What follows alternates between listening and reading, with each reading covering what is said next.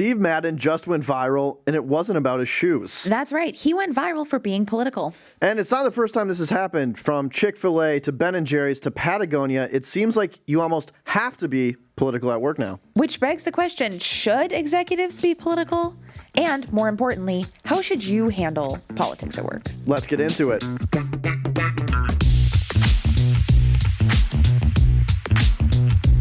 So we're going to be diving in with you on the very fun topic of politics at work on today's episode. A Steve Madden viral clip, some news about Target, Patagonia, Chick-fil-A. We'll give you a roadmap for how you should think about navigating politics at work. But before we do that, I have to say, Kaila, before we recorded this episode, told me she has the best work rant of all time. She would not tell me even before we recorded this. I did not say best of all time. Well, okay, set expectations high. Yes, I'll deliver. It is going to be the best of all time. I could see a reaction to it. So we're going to have a little section at the end called work rants, where Kayla's going to give us a work rant. I do not know it. I'm going to react to it live. I'm quite excited. So stick around to the end for Kayla's work rant. But let's get into our topic for today, politics at work. Kayla, who'd you vote for? Sick. Love that we're opening this way. So we are talking about this topic today because Steve Madden recently went viral. Very viral, yeah. He was on this podcast called The Cutting Room Floor. He talked about tariffs. He talked about Trump. He talked about his time in prison. And people really resonated with it. It got picked up by over 600 publications. Yep. He had 600 earned media stories come out of this.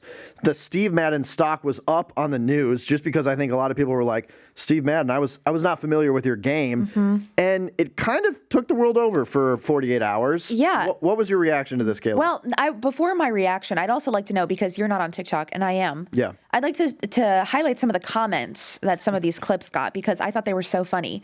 First was Steve Madden is for the girls, which I love. BRB going to the store. And Steve Madden shoes aren't that uncomfortable.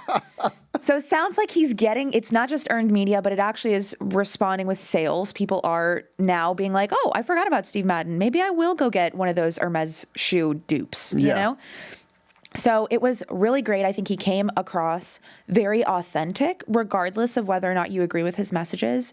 I think it didn't feel like he was pandering at all. It didn't feel like he was trying to perceive or portray himself in a way that he wasn't actually. It felt very authentic. And I think that resonated with a lot of people. People didn't know that this was who was kind of, the founder of this business. He's not currently the CEO, but he is the head of design. Yep. And so I think that was a really smart strategy for him to go and do this podcast. What do you think? I think you hit on the key word, which is authenticity. And I think we live in an era now where people are very scared to share their opinions. And that might be the right move for some CEOs. But when they do make statements, it feels like it was drafted by a committee of lawyers. It's the most lukewarm, milquetoast statement of all time. There's no bite behind it. You actually start doubting if they even care about what they're saying or if they're just doing it because they feel like they have to.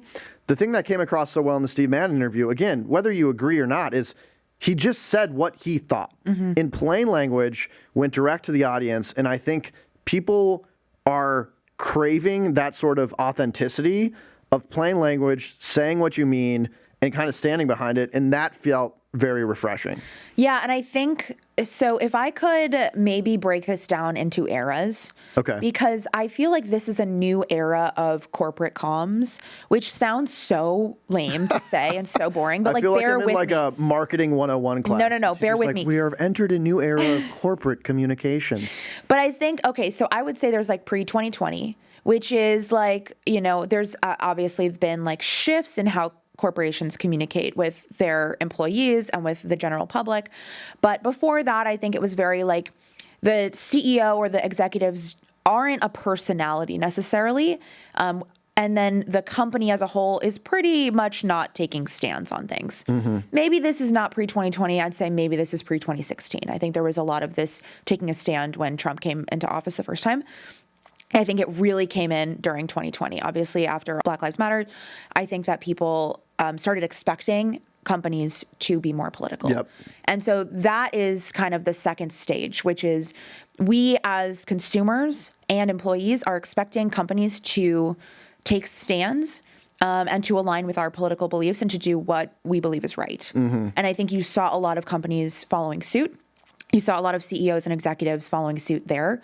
And then I'd say about a year-ish ago, that started changing a little bit. And people started either disagreeing with the statements that the companies were making publicly or whatever, or saying that it's not up to companies to have these types of political beliefs. So you started to see a bit of a backlash to that. And in the past, let's say 2 years, you've seen companies kind of withdraw a little bit from making these political statements. So now, maybe with this statement from Steve Madden going so well, you could start to see these individuals, though maybe not the corporations, making statements, being a little bit more authentically themselves and seeing how it goes. What do you think? Yeah, I think you're right about the pendulum, which is like, if companies aren't saying a lot, we expect them to start saying things, and then they start saying things, and maybe you're like, I thought you were going to say something else. Right. Stop saying that. Yeah. And so I do think the pendulum swings back and forth. I do think that the internet, I mean, Steve Madden had this clip, and it blew up on TikTok, blew up on Twitter. The internet has given the ability for founders and CEOs to speak directly to their audience. They don't need to go through traditional publications. They don't need to draft a PR press release anymore. And I want to shout out Lulu Cheng Meservey. She has this company called Rostra, and she was the first person I see that articulated this go direct principle that really caught on fire. And so she said, quote, going direct means crafting and telling your own story without being dependent on intermediaries. And she's been advising a lot of founders and a lot of CEOs to just go direct to your audience and be authentic. I think people, whether honestly they agree with your principles or not, there's at least a level of respect when you say what you mean. And like, you don't hide it. Like, I do think people kind of know where you're going to stand, but when you come out with some hedged language around things and you're like, that's not actually what you mean. Like, people just don't buy that. At least, stand on your truth kind of idea. I think that is resonating more. There's another, you brought up the expectation we have for companies to make political stands. I want to bring up this stat, which we'll come back to later, but 55% of Gen Z think that a company should make stands for social and political causes. That's compared to 42% of millennials and 34% of baby boomers. This is according to the United Way. So I also think you have this interesting tension playing out where Gen Z, because they're early in their career, they tend to be lower level employees, expect a company to make stands. The people that run companies, who just by virtue of being older and more experienced are, baby boomers, millennials now, there's a gap in that expectation. And so that's where you might see some tension where lower level employees are like, why aren't we saying this? Why aren't we making a stand? And then the people running the company are like, that just isn't what the company is supposed to do. So that tension is also very interesting. And so I think when Steve Madden says this stuff, I think a lot of Gen Z on TikTok is like, yes, that's exactly what we want our leaders doing. Right. And I do kind of disagree with you when you're saying, I think authenticity is important, but I think regardless, it's like, oh, I want you to be authentic, but I want your authenticity to align with my beliefs. Right. If someone is authentic and they don't align, I'm not saying that you're like, oh, nice, I agree with you. But personally, for me, I'm like, at least you're telling me the truth. Like, I just am sick of people like, I know what you think, and you're not saying it. Come on. Right. And I think the heart of this problem is that for so long, companies and their executives have basically been doing this like, oh, what do you want me to say? And then I'll say it because I want you to buy the things that I'm selling. Yep. And I think that happened a lot, especially 2020 to 2022, where these companies were like, we've talked about this in the past, very like performatively progressive. And I think, or like, I don't know, like performatively woke or whatever. And it feels like we were allowing that to happen. We weren't negatively, because like those were things that the general population, especially the younger population, wanted. Yep. And so now that maybe the public sentiment has changed and companies and executives basically completely 180, like, oh, you don't have to tell me twice. I'm going to be myself now. It's like, oh my gosh. So this whole time you've just been using my beliefs in order to get me to spend money at your store. Like, I'm never going back. Yeah. And I think that's actually, you're seeing that have an impact on some companies. Well, so I think you're spot on, and I want to use two companies maybe to highlight this difference: Ben and Jerry's and Target. So Ben and Jerry's, like, since day one, has been like basically activists cosplaying as an ice cream. Yeah. Ice cream seller. And shout out to Americone Dream, fantastic flavor. But they have been loud and proud about rights that are really important to them and a lot of social justice issues. And you can not like their stance, and that's, totally fine. You can love their stance, but they have always been about that life. And I think, again, going back to the respect, people are like, it's not shocking that Ben & Jerry's is saying the things they are because they've always done it. You feel like you know who you're dealing with. I think a lot of people respect that. And it turns people that would buy another ice cream, but like what you're saying, like they're totally going to buy Ben & Jerry's. They're going to double down. They're going to support a brand they really care about. Target, on the other hand, had built up this incredible reputation for being LGBTQ advocate. Like, they were winning Pride Awards based on their advocacy for that particular group of people. They would really celebrate Pride Month. Like, it felt like they were about that life. Recently, they kind of did a 180. And they started a huge 180. They started watering down. They kind of backed away from that.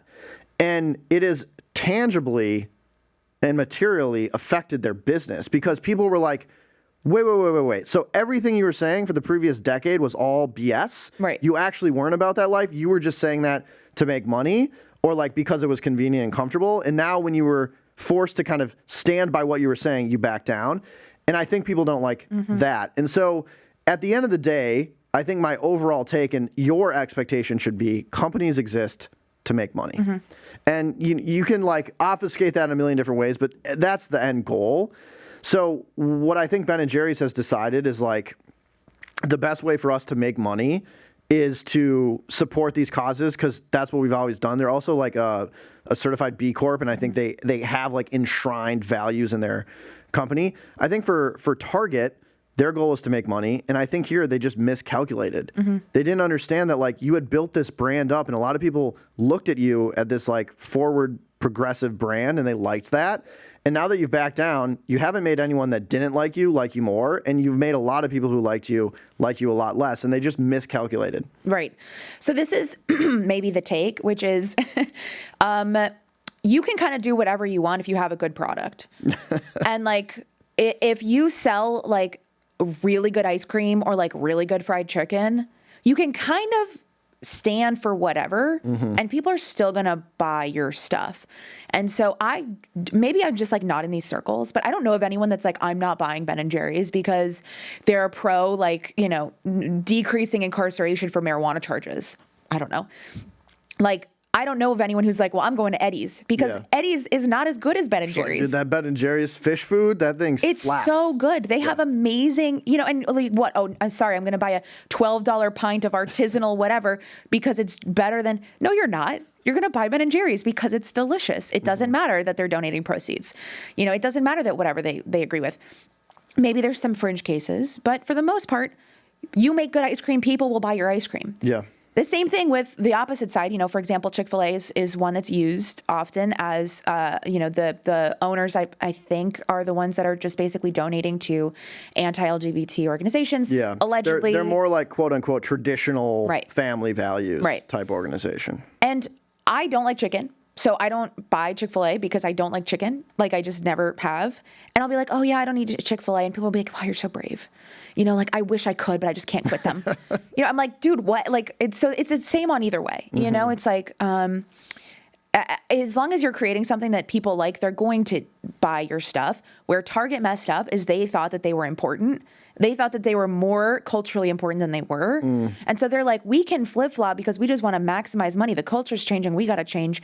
And people were like, I'm just going to go somewhere else. Like, what? Shop small. Like, there's a ton of different things. I don't need to buy the, like, shitty $6 t-shirt from you. Yeah. There's plenty of other places I can find a shitty $6 t-shirt. Yeah. If your product isn't differentiated enough. And for Target, I just think the main reason is, like, people that were very brand loyal were shopping at Target, not exclusively because of their positions, but like they had heard those positions a long time. If your friend randomly for after 10 years of saying like they love this about you, we're like, I was kidding the whole time. Right. I actually was just saying that because like it made you feel good and I wanted to use you. Like you'd be pissed too. Of course. So you've lost the trust of your audience. And if that was your differentiator for at least a substantial portion of your consumers, Yeah. going back on that removes the differentiation. All of a sudden, you're a commodity, you Exactly. know? And why don't you go to Walmart or something else? And we'll be right back after this. Okay, back to the show. The last thing I want to bring up is we kind of vaguely talk about executives and CEOs talking about politics at work in companies is Brian Armstrong. He's the CEO and founder of Coinbase. And in 2020, he came out with an article, a blog post, it was an internal email to the team, which was called a mission-driven company. And the TLDR of that was basically him saying, Coinbase is not going to take a stand for political issues, except those that directly affect the mission of this company, which is crypto. So if there is a bill about regulating crypto in a certain way, and we have a take on that, because that is kind of mission critical, we will comment. If there's a bill about gay rights in a certain state, like that just isn't our lane, we're not going to comment on that, and a host of other issues, unless they directly affect or tangentially affect our space. And at the time, it blew up, and people had, I think, two very different takes. For some people, they were like, thank you. This is how a company should operate. Like, you're here to make money. You're here to fulfill a mission. Anything else is a distraction. And then there's another camp of people that were like, okay, we hear you, but to pretend these things aren't affecting your employees who are very diverse and are going to be affected by big news. Yep. Like, do you have your employees back, basically? I went back and read it. I actually personally think it holds up pretty well. And he did a follow-up post, which was after this, they offered any employee, they said, if you don't believe in what we're saying, like these aren't your values, you want to work for a place that is going to take stands across a whole host of political issues, you can leave and we will pay you severance. I'm not sure how long, like 3-6 months after, 5% of the workforce took that offer. 95% of the people stayed at the company and kind of implicitly agreed, hey, we're going to do this. And I think the other thing that was inside of his message that I tend to agree with is expecting every single employee to talk about politics at work. That's a really tough ask. And particularly because you're just not going to work with people that all agree on every single policy issue. And if you have a culture where like you're kind of forced to talk about it or forced to share your opinions on things that are outside of the mission of the company, I just don't know if that's the right approach because that's going to get very distracting very fast. So I wanted to call attention to that because I think that's like the best articulation of like a very focused mission-driven company that I've seen. Whether you agree with it or not, you go read it and decide for yourself. But I think that is a lane that companies could follow. Yeah, I mean, I think there's a few things here. First is there's kind of two directions that this is facing, right? It's external. We as a company are not going to take stands on anything that does not directly apply to us, which I agree is okay, I think. I do think that not taking a stand on something is also making a statement about it. Yeah. But when we're talking about the company itself as an entity, I understand a company is inherently amoral, like it's the people within it that have the morality and the beliefs and the politics. I could go into the whole like, well, our current government views corporations as people and they get the benefits of doing that and therefore they should be political and moral. But I think that's a different conversation. Yeah. And then there's the internal. My understanding, I did not go back and read it, but my understanding from what I remember in 2020 was like, we will not allow political conversation to happen within our Slack, within our walls, within our employee, whatever relationships. Yeah. And I think that given the context of what was going on was a political statement. I think there was probably a lot of conflict internally, as there are and was at many organizations. Yeah.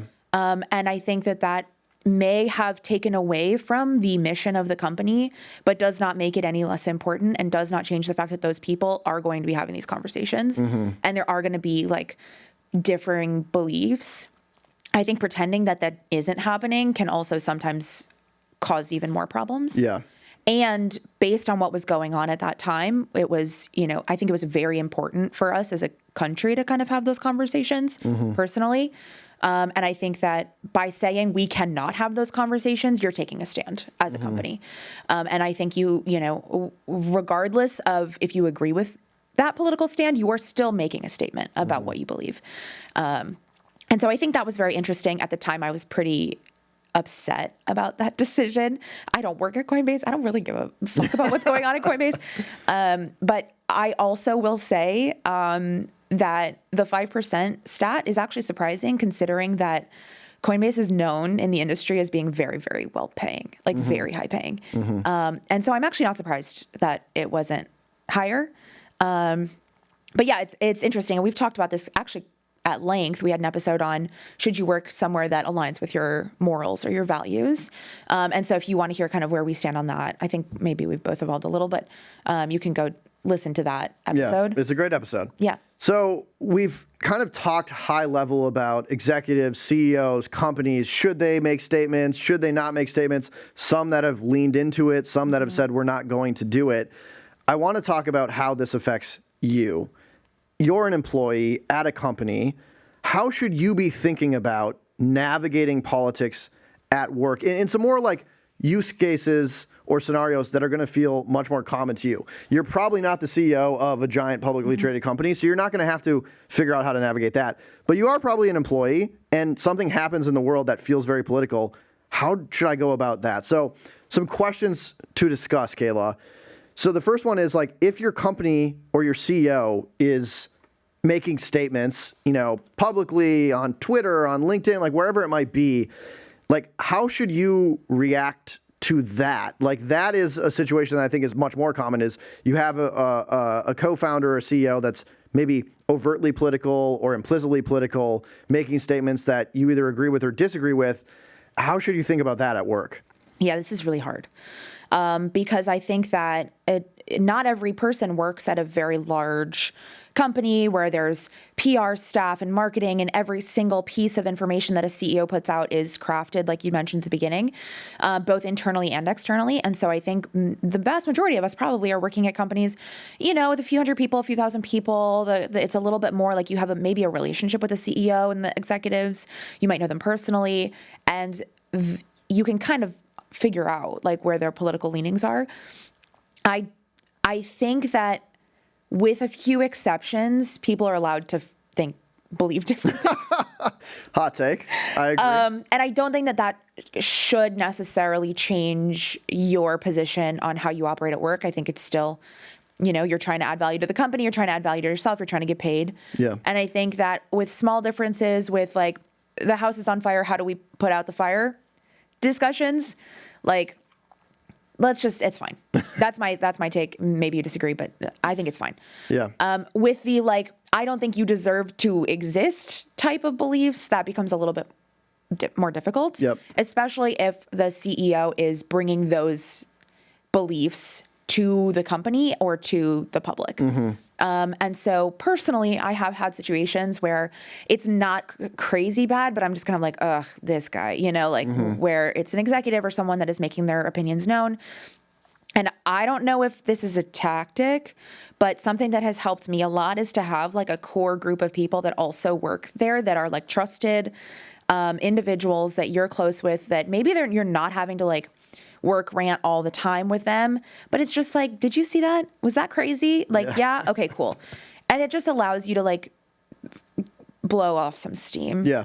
Without necessarily having to like quit your job. I don't know. How do you feel about that? I think from a leadership perspective, I do think that obviously you're entitled to believe whatever you want and to say it. I just think that if people are looking at you as the face of a company, or you're managing, the company is hundreds or thousands of people are going to react to what you say. And I think there's like a level of responsibility I would hope you feel that if I make statements that are very unnuanced because, you have 100 characters or whatever, people are going to feel a certain way about them. And that might affect how they show up to work or how comfortable they feel at work or how comfortable they feel with me. Like, I would hope that you feel a little more responsibility to make sure it's nuanced or make sure that it's not affecting like the morale of your employees. I just think that's like a general leadership thing. I think for the most part, like, I would hope that if you have a good relationship with people and you're having a nuanced conversation, that people are pretty comfortable with differences and hearing you out. I think it's like the lack of nuance that a lot of these platforms have just by design that can, cause some tension in employees overall that might hurt the business. This is also really interesting though, because when we're talking about CEO specifically, like we just talked about how speaking directly to people is the new norm. It's how you reach people. But in this era of the internet, nuance isn't what reaches people. Yeah. You need to be, you need to remove that nuance. You need to be a little like maybe hyperbolic. And if you're talking about your beliefs as a way to maybe get people to know about your company, get people to like buy your stuff, you might need to say stuff as a CEO that's a little like controversial. Yeah. But how do you do that and speak directly to the people without alienating your employees? I think that's really, really hard. Yeah, well, and this is what I think is you're going to have a set of principles at your company, and they're up to you as the founder, the CEO, to decide and get buy-in from your employees. And I think what rubs people the wrong way is when they read a principle on a website during the interview process that you brought up, and then they hear executives saying stuff that feels like it's the exact opposite of the principles they were sold. That's the problem. I don't think there's a problem. Take Anduril, for example, defense tech startup. I know what their principles are if I went to their website. Like, they're not ashamed to be making weapons. They're not ashamed to be defending America. Like, that is their principle. And I know Palmer Luckey is going to be saying things on Twitter that are crazy. But they map to those principles quite well. No one at Anduril is like, Palmer Luckey thinks that? Like, I was sold a false bill of goods. Right. So, yeah, I think going direct makes sense and it works as long as what you're going direct with maps to the principles of the company. If it doesn't, people feel like, hey, I came to work here for X. You're saying Y. What's up? So making those in alignment is very good. And I do think the spikiest companies that stand for something attract the best talent that also wants to work there. If you're kind of milquetoast, like, people are like, well, you don't really stand for anything, and I want to work for a company that feels good.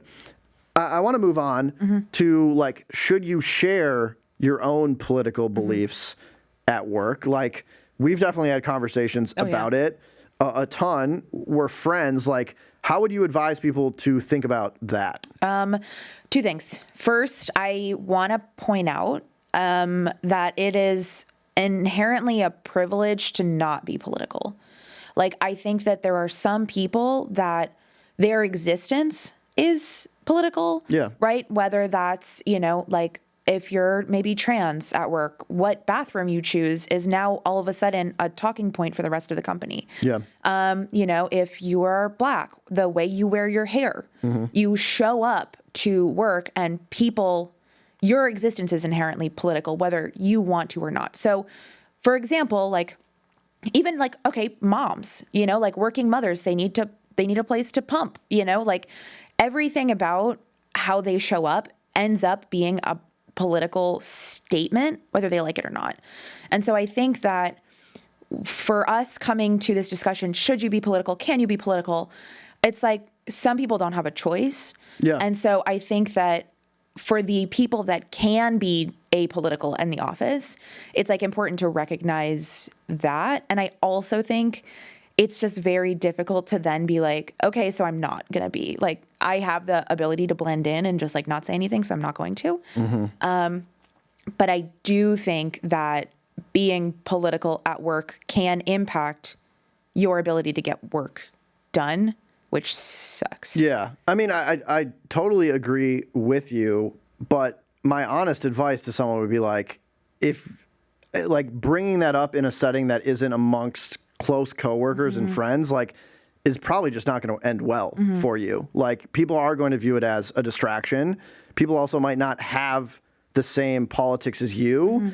And then what is ultimately going to happen is like you trying to convince them why they're wrong or vice versa. And like, we've all had, political conversations with our uncle. Like, we know how those go. Right. It doesn't end well. Right. Thanksgiving gets a little weird. Yep. So I just feel like you're right, but it doesn't necessarily change what you should do, because I just don't think that the avenue of changing people's mind is going to be in a Slack huddle or a conference room. No, I agree. At 9:30 a.m. when you have a project due. Mm-hmm. I do think that the beauty of work is, one of them is like getting to know people more on a personal basis. And like, I'm close friends with a lot of people I work with or have worked with. And I've had very deep conversations about a lot of stuff that I would never bring up to like a new person at work. Yeah. And I think that is where you're actually going to change hearts and change minds, is when people know you, they trust you, they think you're a good person, and you're approaching it in a way that is calling people in and actually having substantive conversation rather than calling people out. And so if you want to make a change, I just don't think bringing up politics out of the blue at work is going to lead to that change. And I don't really think that is what people do. Yeah, I agree. I don't think so either. And I think, there's like professionalism is like, there's so many, we've also done something about this. Yeah. Check back, I think it was like a year or two ago. But talking about how to be professional at work, bringing up politics to somebody that has different beliefs than you when you're trying to, in a meeting, is like, don't do that. But I think there are some people that like have politics thrust upon them because their inherent existence is political. Beyond that, I agree, it's probably not the best to bring it up in any circumstance unless it's like after hours. Mm-hmm. You kind of are getting the vibes. Like, I've definitely had conversations one-on-one with people that are work conversations, and you're kind of like, crazy day today, right? And it's like, yep.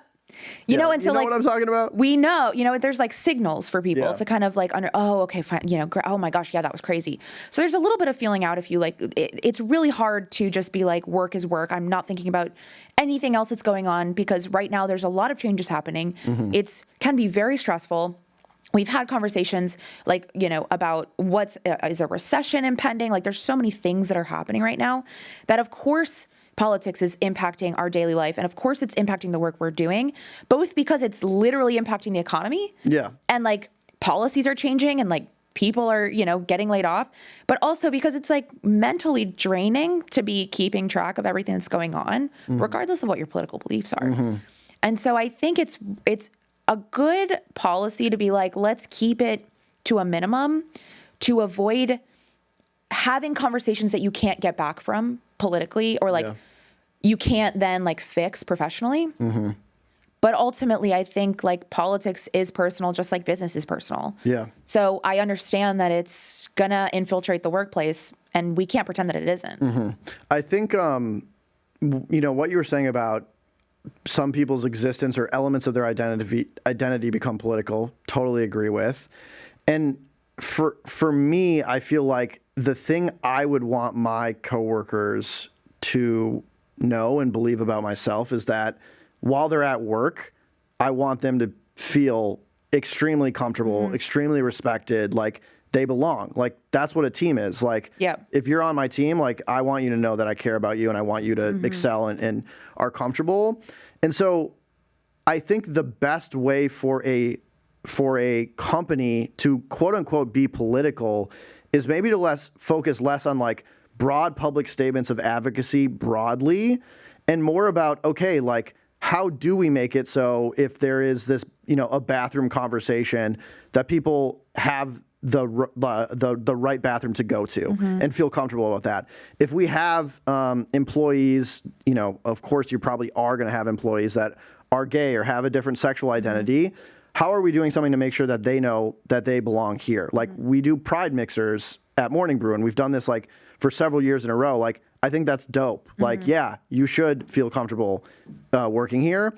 So I think like that to me feels like a company's responsibility, because the way you're going to win is making sure that people feel connected, feel driven, feel motivated, feel like they belong, that they're respected. Like, that's very important. So I would not say that, my statement is not a company should not even think about that. They should really be thinking about that. I just don't think it's going to lead to a lot of change to focus on the other stuff, the external facing stuff. I'd rather focus on the internal stuff. I think that's probably fair in most cases. Yeah.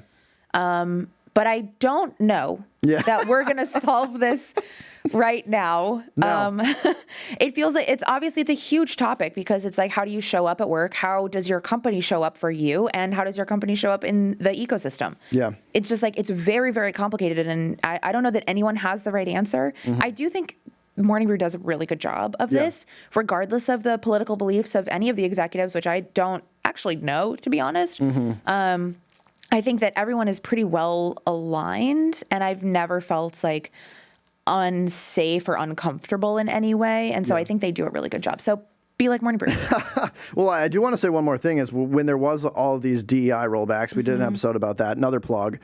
Morning Brew, we had like an all hands and they were like, we're actually like, nothing is changing. Yeah. We're still as committed to this as ever because like, this is how we drive a better business and we recruit better talent and we make people more comfortable. And so I thought that was great. Obviously, there's still work to be done in every company, but I really liked that. And I do think like switching up is what gets you in trouble when then people doubt that you were sincere about it in the first place. And then if you do ever go back, it's like, well, why am I supposed to leave like, you? I'm going to trust you this time. Like, come on now. So, Kaila, work rants. I got to hear it. Okay, well, this is a huge change. I feel a little silly. Before you work rant, then, let me just say, we'd love to hear about how you've navigated politics in your career per my last email at morningbrew.com. What did you agree with? What did you not agree with? What else should we be thinking about? Please let us know. I'm sure there's stuff we didn't mention. We love hearing feedback. We can't mention it all. So per my last email at morningbrew.com, pause, period, / end scene, new scene, work rant. Take it away. Well, it really does feel very dumb now. But here's my work rant. And I'll give you the 30-second abbreviated whatever. Ready? We need to bring back work happy hours. They've gone away because Gen Z doesn't drink. And I'm saying bring them back now. The benefits that work happy hours have are astronomical to morale, to productivity, to vibes. You don't drink? I don't care. Get a little OJ, get some soda water and put a lime in it. You don't need to be drunk to enjoy a happy hour. A happy hour connects people. They break down silos. You know, they improve workplace communication. And I want a free tequila sunrise now, okay? I think they are so amazing, and I genuinely believe that they do have benefits. It's just like, whatever happened to once a month getting the band back together and going across the street to a nice little dive bar and getting some free beer? I mean, I'm sold. You heard it here first. Bring back happy hours and bring them back now. Bring them back now. All right, that is a great rant. Thank you. I'm glad I heard that live for the first time. I think that is a change that most people will want advocated for. Okay, stand behind me. This is I'm running for office. Talk about being political. I'm running for office, and my only platform is that we should bring back work happy hours. All right. Well, we'll see how this ripples throughout society. I'm expecting many more happy hours in the coming months and years based on this brave stand from you, Kaila. Not a lot of people are saying it, but I am bravely standing forward and saying we should drink. You are. Let's keep it drinking, folks. Should we roll the credits? Let's do it. Our producer is Michaela Heck. Our technical director is Eugenia Oku. And our president is Devin Emery. This show is a production of Morning Brew. And let's bring back the happy hours. Thanks for listening.